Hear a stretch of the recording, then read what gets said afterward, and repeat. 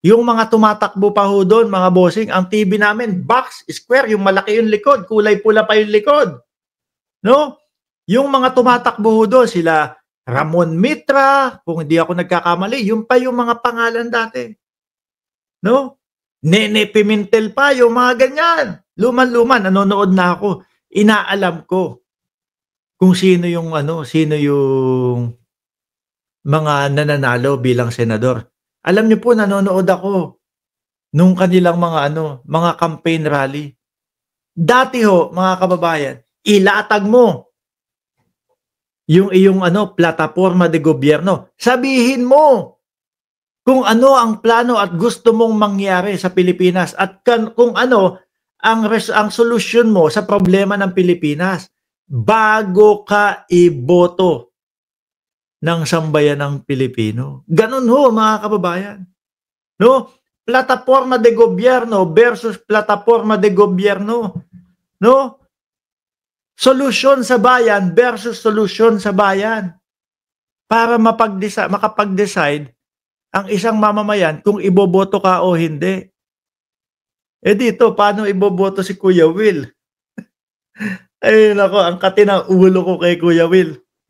Kung walang plataporma de gobyerno. Di po ba? Ano gagawin? Eh, saka na. Kapag ka nanalo na tayo. Paano? Saka palang aalamin ni Kuya Will. Isa pang narinig ko kay Kuya Will, mga kababayan. Tinanong siya, ano ang tingin mong solusyon sa problemang trapiko ng Pilipinas? Ang sagot niya, di pumasok ng maaga. Saglit lang. Yun na nga po ang kinakaharap ng mga kababayan nating Pilipino eh. No? Na kailangan nilang umalis ng bahay 3 oras. Bago yung kanilang trabaho. Di ba? Dito ho kami. Sa kinaroroonan namin. Aalis kami ng bahay. 10 to 15 minutes. Nandun na kami sa trabaho. Ano po? Minsan ang inyong lingkod. Siyempre ako, pumapasok ako, hindi ako naligo. Bakit? Kasi naligo na ako kinagabihan.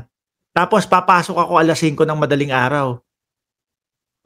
Gigising ako alas 4, 4:30. No? Alas 5, yung unang kliyente ko. Hindi na ako maliligo nun.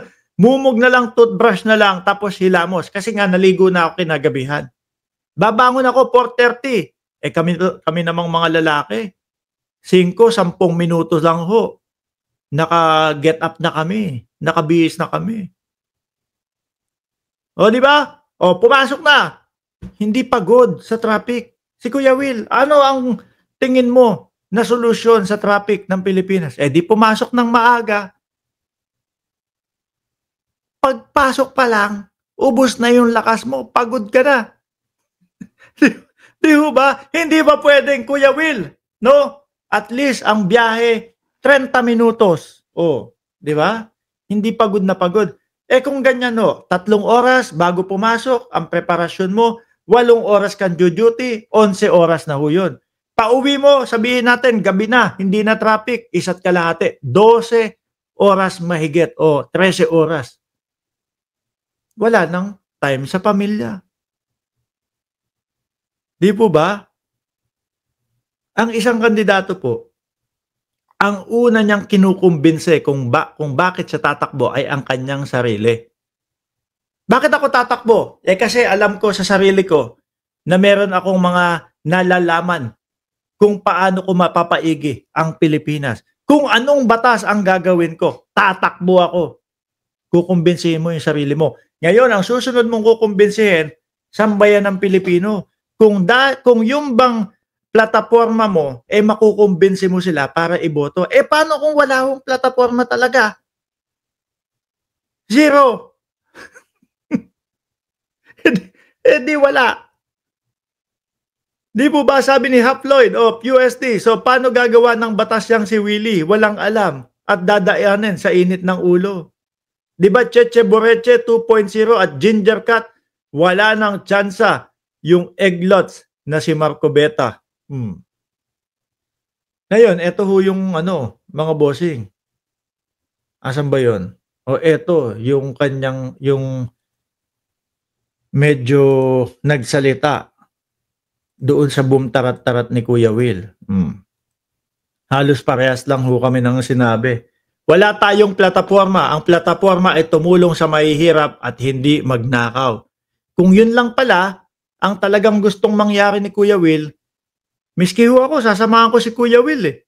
Mag-NGO na lang kami. Non-government organization. Ano po?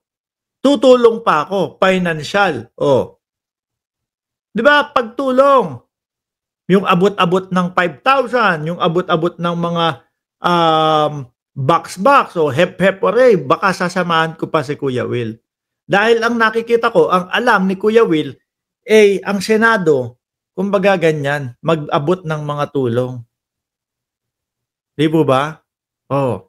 Ano ang sabi nung Prince Umpad? Senator writes law, no? That's their main job. They fix system, make rules, and protect the people through clear policies. Oh, you have helped so many Filipinos through your show. Totoo naman ho yan. No one can take that away. But kindness alone is not enough to lead the country.